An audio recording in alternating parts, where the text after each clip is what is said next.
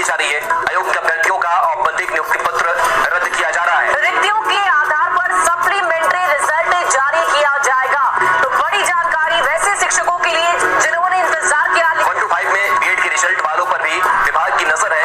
वैसे अभ्यर्थियों को फाइनल नियुक्ति पत्र नहीं मिलेगा। 10 से 15,000 और भी रिजल्ट जारी किए जा सकते हैं। अगर फर्जी का चयन नहीं होता तो उनका चयन हो सकता था, क्योंकि वो मेरिट में शायद नीचे थोड़ी सी नीचे है और उनका संभव था कि हो सकता था।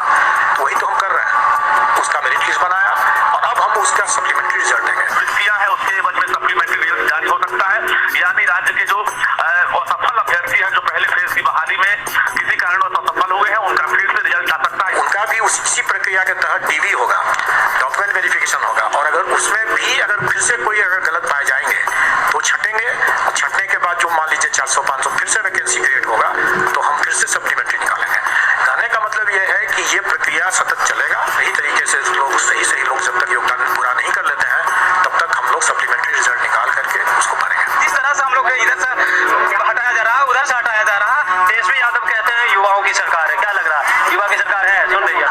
कहाँ सुनिए सरकार, झूठ के युवा सरकार बोल रही है। इस तरह से टीआरई 1 में सीटीईटी अपीयरिंग अभ्यर्थियों को मौका मिला था, उसी तरह से टीआरई 2 में भी सीटीईटी अपीयरिंग अभ्यर्थियों को मौका दिया जाए।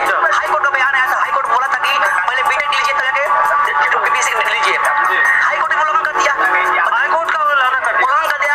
टिकट पे ही फेल कर जाते हैं। अगर शिक्षक योग्य नहीं है, इसके लिए कौन प्रतिबद्ध नहीं है? बिहार सरकार, शिक्षा मंत्री का बयान आ रहा है। बिहार में योग्य शिक्षक है, लगता है निश्चित रूप से योग्य शिक्षक है। अभी जाकर सवाल पूछिए। एक समानता का अधिकार है। तो अगर आप टीआरई 1 में मौका दे रहे हैं तो टीआरई 2 में नहीं दे रहे हैं। समानता का अधिकार का हनन हो रहा है कि नहीं हो रहा है? इसमें कुछ विद्यार्थी फ्रॉड कर देते हैं, ये करते तो फ्रॉड करते तो उसकी छटनी करने की जिम्मेदारी हमारी तो नहीं है, हमारी तो एग्जाम देने का जिम्मेदारी है। तो दोस्तों आप लोगों को स्पष्ट रूप से बता दूं कि 90,000 शिक्षकों को स्कूल आवंटित किया गया है केवल। तो आप अनुमान लगा सकते हैं कि 1,20,000 पदों पर ये बहाली हुई थी और केवल 90,000 शिक्षकों को ही स्कूल आवंटित किया जा रहा है। तो मीडिया ने ये बात खबर कर दी है, खबर के माध्यम दे दिया। और अतुल प्रसाद ने भी कहा है कि जो 10-20,000 फर्जी अभ्यर्थी पाए गए हैं, अगर ये फर्जी अभ्यर्थी नहीं होते तो जिनके कम अंक आए हुए हैं उनको भी जो है बहाली में मौका मिलता। तो बड़ी अपडेट आ रही है। स्पष्ट रूप से कहा जा रहा है कि 90,000 शिक्षकों को स्कूल आवंटित किए गए हैं। तो और शिक्षक कहाँ गए भाई?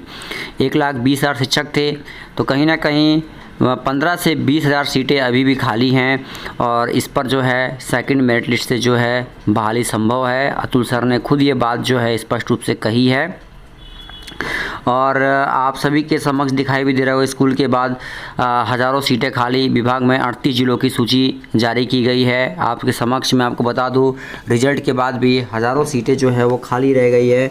इन सीटों को भरने की प्रक्रिया अब तीव्र गति से आगे चलेगी। 10 से 15,000 और रिजल्ट आ सकता है। 1,20,336 का रिजल्ट जारी हुआ था, 10 से 15,000 और रिजल्ट आ सकता है। तो कहीं ना कहीं बीपीएससी के चेयरमैन ने ये बात तो स्पष्ट करके कही दिया कि अब इंतज़ार थोड़ा ही करना होगा और जल्द से जल्द बड़ी खुशखबरी हम आपको दे रहे हैं।